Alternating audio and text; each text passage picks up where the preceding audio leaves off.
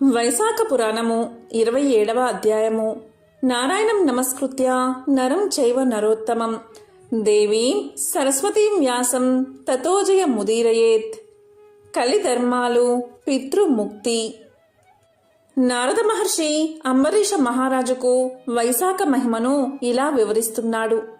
శృతదేవుని మాటలు విన్న శృతకీర్తి ఇలా పలికాడు.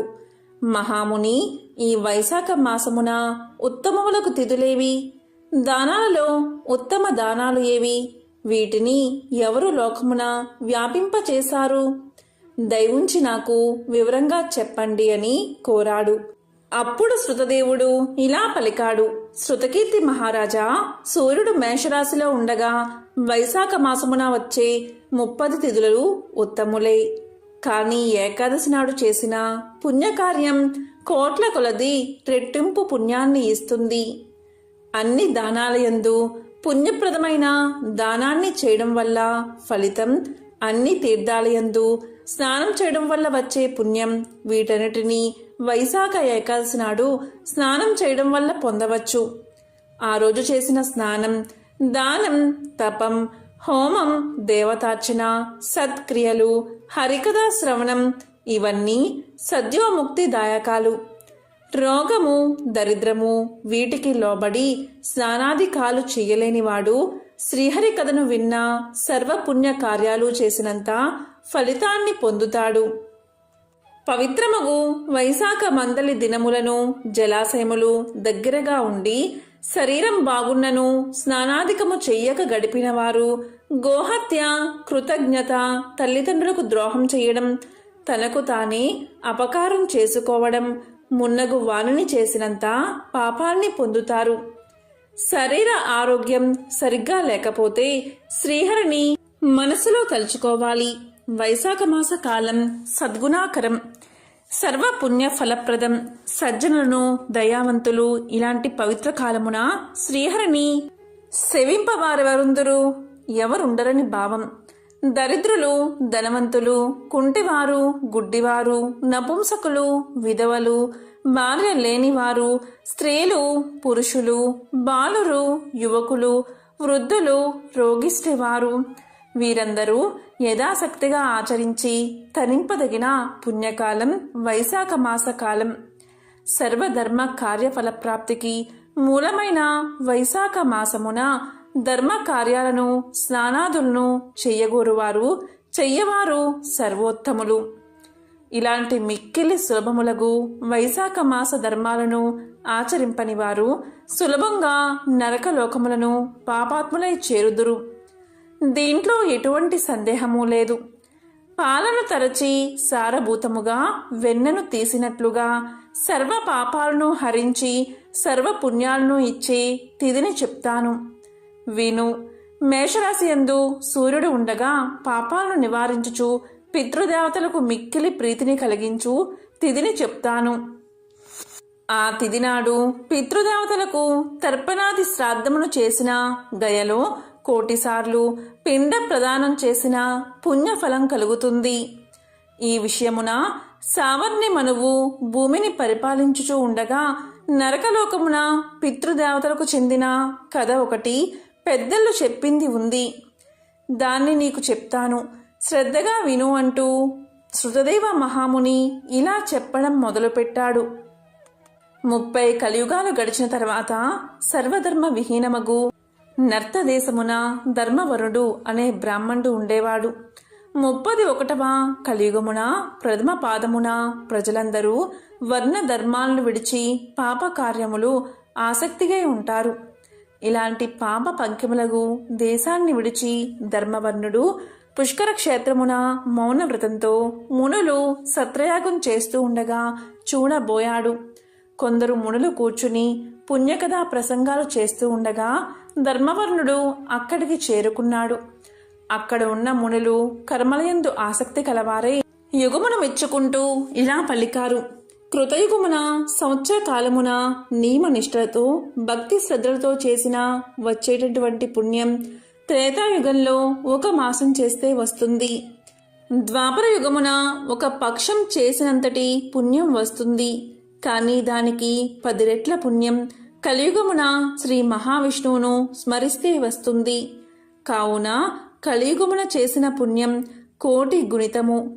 దయా పుణ్యములు దాన ధర్మములు లేని ఈ కలియుగమున శ్రీహరిని ఒక్కసారి స్మరించి దానమును చేస్తే కరువు కాలమున అన్నదానమును చేసిన మానివలే పుణ్యలోకానికి పోతారు అని కొనియాడుతూ ఉన్నారు.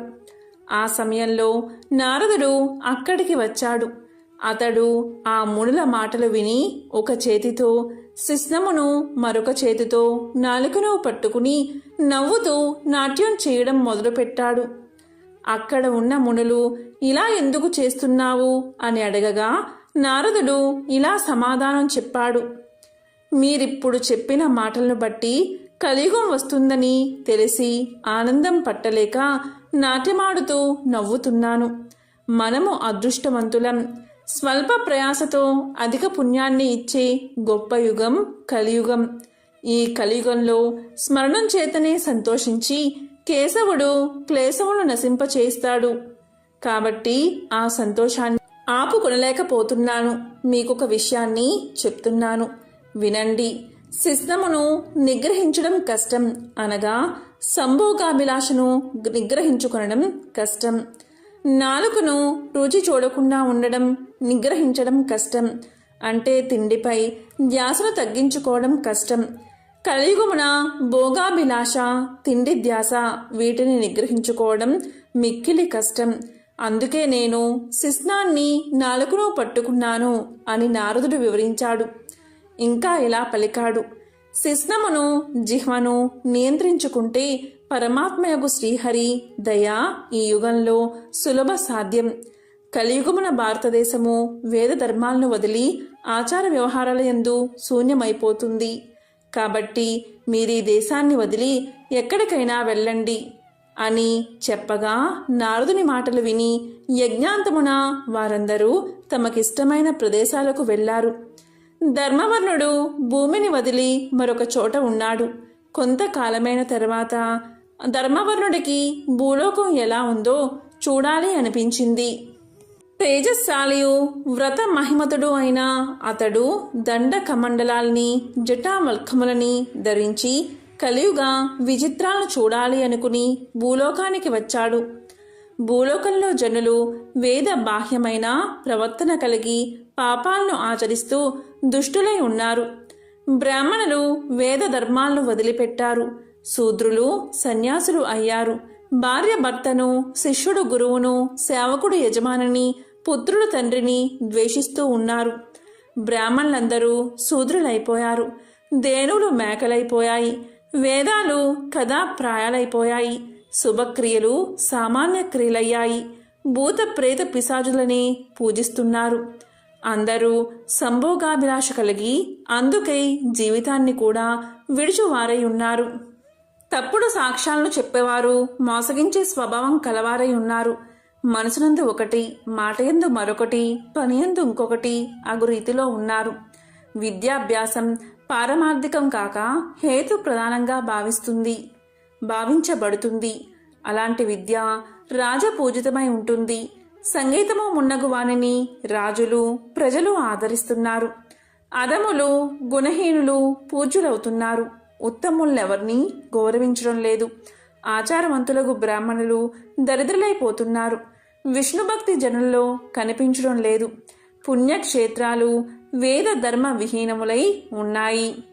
శూద్రులు, ధర్మ ప్రవక్తలు, జటాదారులు సన్యాసులైపోయారు. మానవులు అల్పాయుష్కులై ఉన్నారు. మరియు జనులు దుష్టులు, దయాహీనులుగా ఉన్నారు. అందరూ ధర్మాలు చెప్పేవారే. అందరూ దానాల్ని స్వీకరించేవారే. సూర్యగ్రహణాది సమయములో ఉత్సవంగా తలచువారి. ఇతరులను నిందిస్తూ అసూయపడుతూ అందరూ తమ పూజనమునే కోరుచున్నారు. అభివృద్ధిలో ఉన్నవారిని చూసి అసూయపడుతున్నారు. సోదరుడు సోదరిని, తండ్రి కుమార్తెను తక్కువ జాతి వారిని కోరుచుంటారు. అందరూ కూడా వేశ్యాసక్తులై ఉన్నారు. ఈ విధంగా ధర్మవర్ణుడు భూలోకంలో ఉన్న కలియుగ విధానాలను చూసి మిక్కిలి భయపడుతూ ఉన్నాడు. పాపం చేయడం వల్ల వంశనాశనాన్ని గమనించి మరి ఒక ద్వీపానికి వెళ్ళిపోయాడు. అన్ని ద్వీపాలను చూసి పితృలోకాల్ని చూడ్డానికి వెళ్ళాడు. అక్కడున్న వారు కష్టతరములైన పనులు చేస్తూ మిక్కిలి శ్రమపడుతూ ఉన్నారు. కిందపడి ఏడుస్తూ ఉన్నారు. చీకటి గల నూతిలో పడి గడ్డి పరకను పట్టుకుని నూతిలో పడకుండా వేలాడుతూ ఉన్నారు. వారికి కింద భయంకరమగు చీకటి ఉంది. ఇంతకన్నా భయంకర విషయాలను చూశాడు. ఒక ఎలుక పితృదేవతలు పట్టుకుని వేలాడుతున్న గడ్డి పరకను 3 వంతులు కొరికేసింది. గడ్డి పరకను పట్టుకుని వేలాడు పితృదేవతలు కింద ఉన్న భయంకరమైన అగాధాన్ని చూసి పైన ఎలుక గడ్డిని కొరికివేయడం చూసి దీనులై దుఃఖిస్తున్నారు. ధర్మవర్ణుడు దీనులై ఉన్నవారిని చూసి జాలిపడి, నూతియందు ఎలా పడ్డారు? ఎలాంటి కర్మలు చేయడం వల్ల మీకిలాంటి పరిస్థితి కలిగింది? మీరే వంశం వారు? మీకు విముక్తి కలిగే మార్గం ఏదైనా ఉంటే నాకు చెప్పండి, చేతనకు సాయం చేస్తాను అని అడిగాడు. అప్పుడు వారు ఇలా పలికారు: ఓయి, మేము శ్రీవత్స గోత్రీయులం. భూలోకంలో మా వంశమున సంతానం లేదు. అందువల్ల పిండాలు శ్రాద్ధాలు లేక దీనులై బాధపడుతున్నాం. మేము చేసిన పాపాలచే మా వంశం సంతానం లేకుండా ఉంది. మాకు పిండం ఇచ్చేవారు లేరు. వంశం క్షీణించింది. ఇలాంటి దురదృష్టవంతులైన మాకు ఈ చీకటి రూపమున పడక తప్పదు. మా వంశమున ధర్మవర్ణుడు అనే కీర్తిశాలి ఒక్కడే ఉన్నాడు. అతడు విరక్తిచే వివాహం చేసుకోకుండా ఒంటరిగా తిరుగుతున్నాడు. ఈ మిగిలిన గడ్డిపరకను చూశావా? మా వంశమున అతనొక్కడే మిగలడం వల్ల ఇక్కడ ఇదొక్కటే మిగిలింది. మేము దీన్ని పట్టుకుని వేలాడుతున్నాము. మా వంశము వాడైన ధర్మవర్ణుడు ఒక్కడే మిగిలాడు. దానికి ప్రతీకగా పితృలోకంలో ఉన్న మాకు ఈ గడ్డిపరక ఒక్కటే మిగిలింది. అతడు వివాహం చేసుకోకపోవడం వల్ల, సంతానం లేకపోవడం వల్ల ఈ గడ్డికి అంకురాలు లేవు. ఈ ఎలుక ఈ గడ్డిని ప్రతిరోజు తింటుంది. ఆ ధర్మవర్ణుడు మరణించిన తరువాత ఈ ఎలుక మిగిలిన ఈ గడ్డి ముక్కను కూడా తినేస్తుంది. అప్పుడు మేము అగాధము భయంకరమైన కూపాన పడతాము. ఆ కూపం దాటరానిది, చీకటితో నిండింది. కాబట్టి నాయనా, భూలోకానికి పోయి మా ధర్మవర్ణుని వద్దకు వెళ్ళి మా దైన్యాన్ని వివరించు. మేము వాని దయకెదురు చూస్తున్నామని చెప్పి వివాహం ఆడడానికి అంగీకరింపచెయ్యి. నీ పితృదేవతలు నరకమున చీకటి కూపాన పడి ఉన్నారు. బలవంతమైన ఎలుక మిగిలిన ఒక గడ్డి పరకను కొరుకుతుంది. ఆ ఎలుకే కాలం. ఇప్పటికీ ఈ గడ్డిలో 3 వంతులు పోయాయి. 1 వంతే మిగిలింది. ఆ మిగిలింది నువ్వే. నీ ఆయువు గతిస్తుంది. నీవు ఉపేక్షించినచో మావలే నీవు మరణించిన తర్వాత ఇలాగే మాతో పాటు ఇందులో పడతావు. కాబట్టి గృహస్థ జీవితాన్ని అవలంబించి సంతానాన్ని పొంది వంశ వృద్ధిని చేసి మమ్ము నూతిలో పడకుండా రక్షించమని చెప్పు. పుత్రులు ఎక్కువ మందిని పొందాలి. వారిలో ఒకడైనా గైకుపోయి పిండ ప్రదానం చెయ్యాలి. అశ్వమేధ యాగాన్ని చెయ్యవచ్చు. ఆయా మాస వ్రత విధానమున మాకు దానము, శ్రాద్ధము మున్నగునవి చెయ్యవచ్చు. ఇందువల్ల మాకు నరక విముక్తియు, పుణ్యలోక ప్రాప్తియు కలిగే అవకాశం ఉంది. మా వంశం వారిలో ఎవడైనా పాపనాశనియగు విష్ణు కథను విన్నా చెప్పినా మాకు ఉత్తమ గతులు కలుగుతాయి. తండ్రి పాపి అయితే పుత్రుడు ఉత్తముడైన భక్తుడైతే వాని తండ్రి కూడా తరిస్తాడు. దయా ధర్మ విహీనులకు పుత్రులు ఎక్కువ మంది ఉన్నా ప్రయోజనమేమిటి? శ్రీహరిని అర్చింపని పుత్రులు ఎంతమంది ఉన్నా ఏమిటి? పుత్రహీనుడగున వానికి ఉత్తమ గతులు కలగవు. కాబట్టి సద్గుణశాలియగు పుత్రుల్ని పొందాలి. మా ఈ బాధను ఈ మాటల్లో వానికి వరంగా చెప్పు. గృహస్థ జీవితము స్వీకరించమని చెప్పు. మంచి సంతానాన్ని పొందమని చెప్పు అని వారు పలికారు. ధర్మవర్ణుడు పితృదేవతల మాటలు విని ఆశ్చర్యాన్ని, దుఃఖాన్ని పొందినవాడై ఇలా పలికాడు: మీ వంశానికి చెందిన ధర్మవర్ణుణ్ణి నేనే. వివాహం చేసుకోకూడదని పనికిమాలిన పట్టుదల కలిగి మిమ్మల్ని బాధపడేటట్లు చేసిన వాడిని నేనే. పూర్వం సత్రయాగం జరిగినప్పుడు నారద మహర్షి మానవులకు కలిగుమున గుహ్యావయము నాలుక అదుపులో ఉండాలి, విష్ణుభక్తి ఉండదని చెప్పిన మాటలను బట్టి నేను గుహ్యాయాన్ని అదుపులో ఉంచుకోవడానికై వివాహం మానేశాను. కలియుగమున ఇష్టం లేక, జనుల సాంగత్యం ఇష్టం లేక ద్వీపాంతరమున నివసిస్తూ ఉన్నాను. ఇప్పటికి కలియుగం 3 పాదాలు గడిచాయి. 4వ పాదమున కూడా చాలా వరకు గడిచింది. నేను మీ బాధను ఎరుగను. మిమ్మల్ని బాధలకు గురిచేసిన నా జన్మ వ్యర్థం. మీ కులంలో పుట్టి మీకు తీర్చవలసిన రుణాన్ని తీర్చలేకపోయాను. విష్ణువును, పితృదేవతలను, ఋషులను పూజింపని వాని జన్మ వ్యర్థం. వాని ఉనికి భూమికే భారం. నేను మీ ఆజ్ఞను పాటించి వివాహం చేసుకుంటాను. కలిబాధలు కలగకుండా, సంసార బాధలు లేకుండా మీ పుత్రుణ్ణై నేను మీకు చేయవలసిన కార్యాలను ఆజ్ఞాపించండి అని ప్రార్థించాడు. ధర్మవర్ణుని పితృదేవతలు వాని మాటలు విని కొంత ఊరట పొంది, నాయనా, నీ పితృదేవతల పరిస్థితిని చూశావు కదా, సంతానం లేకపోవడంచే గడ్డి పరకును పట్టుకుని ఎలా వేలాడుతున్నామో చూశావు కదా.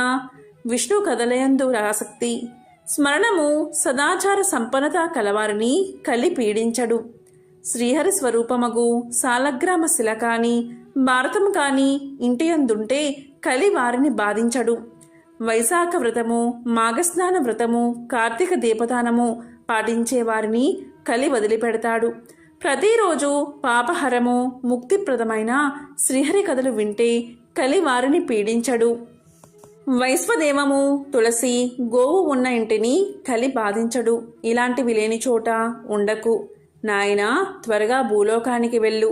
ప్రస్తుతం వైశాఖ మాసం గడుస్తుంది. సూర్యుడు అందరికీ ఉపకారం చెయ్యాలి అని మేషరాశిలో ఉన్నాడు.